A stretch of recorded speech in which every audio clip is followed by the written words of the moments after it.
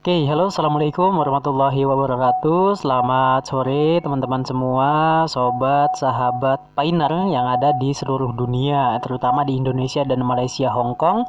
Teman-teman semua tetap semangat ya untuk menyimak informasi-informasi tentang mengenai updating informasi PI Network yang terbaru. Buat teman-teman semua, seperti yang telah dijelaskan mungkin oleh seseorang ataupun mungkin oleh banyakan orang, CPI Network ini segera launching teman-teman, dan sekarang ini sedang mempersiapkan tentunya fase-fase mainnet. Nah, di mana untuk menjalankan tentunya menjalankan KYC-nya ini ya mungkin sebentaran lagi ya. Ini KYC global ataupun KYC massal akan segera dibuka teman-teman. Cuman nggak tahu tanggal berapa, bulan berapa-berapanya. Nah, tapi sekarang ini sudah dipersiapkan untuk mainnet. Nah, di mana itu ada checklist menyeklis, teman-teman itu harus ikutin ya panduan-panduan ataupun aturan-aturan yang telah diberikan oleh core team di aplikasinya, dimana teman-teman itu harus membuat dompet yang belum bikin dompet, mendownload aplikasi Pi Browser yang belum, segera untuk membuat dan amankan. Ya, kalau misalkan teman-teman ini sudah membuat dompet, segera amankan untuk kata frasa sandinya. Nah, jadi buat teman-teman semua, di video ini mungkin saya akan sedikit ngebahas tentang mainnet ya, ada dua versi di PI Network. Apa aja bang? Nah, tentunya untuk masalah mainnet ini ada dua teman-teman ya, bahasa gampangnya itu ya ini privat, kemudian yang kedua itu ya secara publik ataupun terbuka. Kalau privat itu berarti tertutup, kemudian kalau publik itu berarti terbuka. Nah, jadi buat teman-teman semua, kalau misalkan ya kita saat ini sudah melakukan yang namanya KYC, otomatis pun sudah mainnet, dan mainnet itu akan jatuh kepada mainnet privat ataupun mainnet secara pribadi. Maksudnya pribadi apa? Ini internal dan eksternal teman-teman. Kalau internal itu berarti ya cuman lingkup kita aja. Kalau misalkan eksternal berarti secara global ataupun terbuka. Nah, jadi buat teman-teman semua, kalau misalkan gini ya, kita sudah melakukan yang namanya mainnet, teman-teman otomatis bisa untuk bertransaksi ataupun mentransaksikan si PI networknya itu. Untuk masalah harga ya tentunya nanti kita akan sedikit kupas ya untuk mengenai masalah harga. Tetapi buat teman-teman, hal yang perlu diketahui, hal yang paling penting itu tentang mengenai mainnet itu dibagi dua versi. Ya, secara internal dulu. Kalau misalkan internal ataupun yang privat ataupun yang pribadi gitu teman-teman, ini hanya berlaku hanya untuk komunitas kita doang. Ya, jadi kalau misalkan ada barang-barang, jadi di dalam ini kita bisa belanja teman-teman ya. Kita bisa belanja ataupun bisa mentransaksikan si PI networknya dengan cara apa? Mungkin bisa berbarter, ataukah mungkin juga bisa untuk tukar menukar, ataukah mungkin bisa juga untuk saling mentransfer ataupun P2P teman-teman. Nah, jadi buat teman-teman semua, tentunya ketika memang kita semua ini sudah melakukan yang namanya KYC, otomatis pun CPI-nya akan dikreditkan. Itu artinya kalau misalkan masing-masing itu sudah memiliki ya poin yang asli ataupun token yang asli di PI-nya, maka teman-teman itu akan bisa untuk melakukan ya bertransaksi ataupun saling menukar ataupun saling mentransferkan ataupun P2P teman-teman, ataupun saling kirim mengirim teman-teman. Nah, jadi dari handphone A ke handphone B, dari si A ke B, dari si C ke D gitu. Nah, kemudian selain itu pun teman-teman tentunya bisa untuk berbarter teman-teman ya, berbarter dengan kesepakatan teman-teman. Nah, jadi buat teman-teman semua, itulah merupakan salah satu mainnet yang versi internal ataupun versi apa ya, pribadi gitu teman-teman, yang dikenal hanya di dalam ruang lingkup kita doang. Nah, kalau misalkan yang kedua itu berarti secara global teman-teman. Kalau global berarti teman-teman tentunya bisa untuk melakukan transaksi dengan exchange-exchange global yang ada di dunia, teman-teman. Misalkan seperti CoinGecko, ataukah mungkin CoinMarketCap, ataukah mungkin seperti halnya Huobi dan mungkin Binance. Nah, jadi teman-teman semua bisa ya untuk melakukan, ataukah mungkin teman-teman yang ingin swap ya, yang ingin swap berarti swap itu menukar teman-teman ya. Jadi teman-teman nantinya bisa untuk melakukan swap ya poin CPI-nya ini bisa untuk dilakukan swap. Misalkan PI Network akan di swap ke Ethereum, misalkan PI Network ini akan di swap ke cryptocurrency yang lainnya seperti mungkin PancakeSwap ataukah TWT, ya Trust Wallet Token, ataukah mungkin dengan Bitcoin, ataukah mungkin dengan BNB.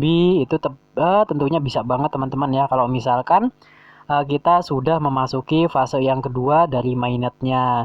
Nah, jadi hal yang paling penting buat teman-teman pasti tertanam ya benak pertanyaan di teman-teman semua. Kemudian untuk masalah harga berapa Bang? Ya, kalau untuk masalah harga di sini PI ini masih nol teman-teman ya. PI Network sekarang ini belum memiliki harga, tentunya juga belum memiliki nilai. Untuk masalah harganya nanti kita tunggu ketika memang kita sudah melakukan yang namanya mainnet gitu. Nah, jadi jangan khawatir juga kalau misalkan teman-teman ya ada berita-berita yang ngomong katanya si PI ini ya proyek gagal. Karena lama banget ya, ini dimulai dari tahun 2019 hingga saat ini, masa PI Network ini belum teman-teman, belum mainnet, ternyata lama banget. Apakah ini scam, ataukah mungkin hanya janji-janji, ataukah segala macamnya? Enggak sama sekali teman-teman ya. Saya katakan dan saya ucapkan itu enggak sama sekali. Nah, jadi buat teman-teman semua ya ketika memang mendapatkan berita-berita hal-hal yang seperti itu, teman-teman abaikan aja, B aja ya, bodo amat. Nah, jadi buat teman-teman semua nanti kalau untuk masalah harga tentunya kita akan berpatokan kepada konsensus ya. Dimana kalau misalkan PI mungkin saya banyak ngomong juga sampai berbusa-busa ngomongin si PI ngomongin si PI Network ini. CPI Network ini pun merupakan salah satu token tata kelola. Kalau misalkan token tata kelola, dia pastinya ketika memang akan mainnet, otomatis dia itu ya pastinya akan memberikan umpan balik. Nah, di mana token tata kelola itu dia sebenarnya hanya memberikan umpan balik doang ya. Maksudnya apa Bang? Nah, Bang ini ada-ada aja. Gini teman-teman ya, segala sesuatu kemajuan proses dari proyek PI Network itu dikembalikan lagi kepada kita.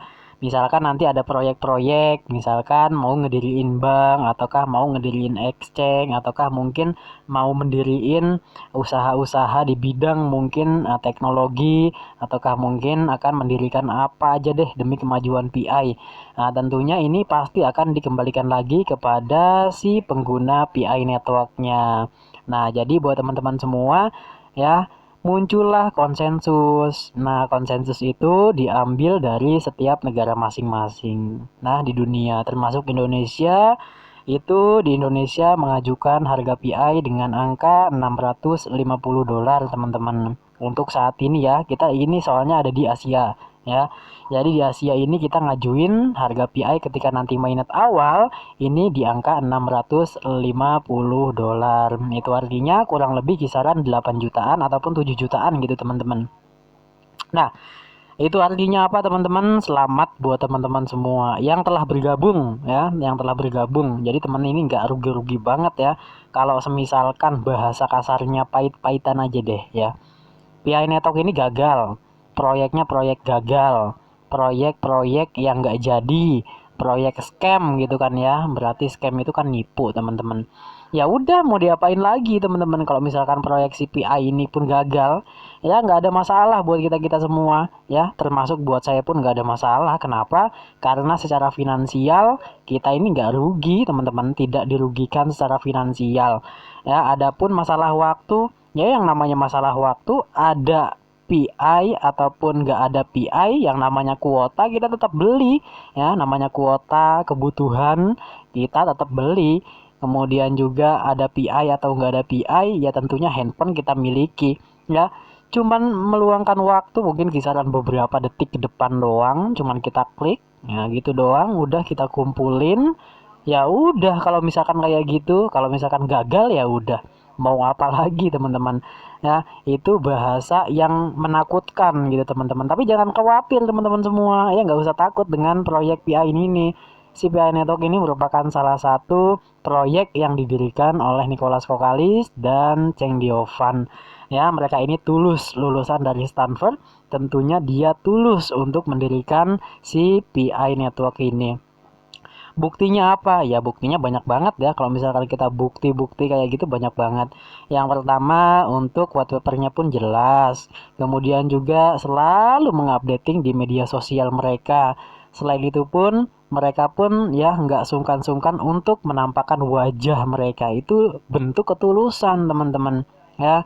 Itu bentuk ketulusan dari core team ataupun tim inti dari Nicolas Kokalis dan Cheng Diovan. Dan kemudian juga teman-teman ini berbeda dari aplikasi yang lain. Kalau aplikasi yang lain itu biasanya dia ngambil keuntungan ya, ngambil keuntungan dari Google AdSense ya. Jadi setiap aplikasi dia pasangi iklan teman-teman. Ya di PI Network ini iklan nggak ada sama sekali ya. Berarti ini murni, tulus teman-teman. Adapun satu kali, dua kali iklan doang gitu doang udah ya. Jadi buat teman-teman semua ini merupakan aplikasi yang tulus teman-teman ya, proyek yang tulus, project yang jos ya. Kenapa? Karena memang seperti itu ya, di aplikasinya pun bebas dari iklan-iklan. Sebenarnya untuk iklan itu bisa dipasang di aplikasi PI, cuman ngeganggu ya kalau misalkan banyak iklan itu. Nah jadi si PI Network kalau misalkan kita pikir ya tentunya selama ini dia ngeluarin biaya bagaimana caranya untuk ngegaji programmer, untuk menggaji apa ya kayak pemeliharaan software, ataukah mungkin pemeliharaan sistem aplikasi, ataukah mungkin mengenai updating tentang pengetikan lah, tentang menyusun kertas putih lah. Itu pasti tim-timnya pun banyak banget ya. Biaya dari mana itu teman-teman? Kalau misalkan kalau dia nggak pasang iklan, ya tentunya iklan aja jarang-jarang kayak gini. Kalau misalkan banyak iklan ya pastilah ya banyak Google AdSense yang masuk teman-teman. Nggak kayak YouTuber aja deh. Kalau YouTuber itu kalau banyak iklannya kan seneng banget, banyak view-nya. Otomatis penghasilannya pun gede. Akhirnya dia membuat konten-konten ya, membuat konten-konten yang enggak lah. Ya, supaya apa? Supaya dare gitu. Untuk si view-nya naik, otomatis kan penghasilannya itu kan gede. Ya gitu teman-teman. Jadi mungkin kurang lebih seperti itu ya cerita kita kali ini. Mudah-mudahan teman-teman ya sedikit tercerahkan tentang mengenai tulusnya core team. Sekian, terima kasih. See you next video. Assalamualaikum warahmatullahi wabarakatuh.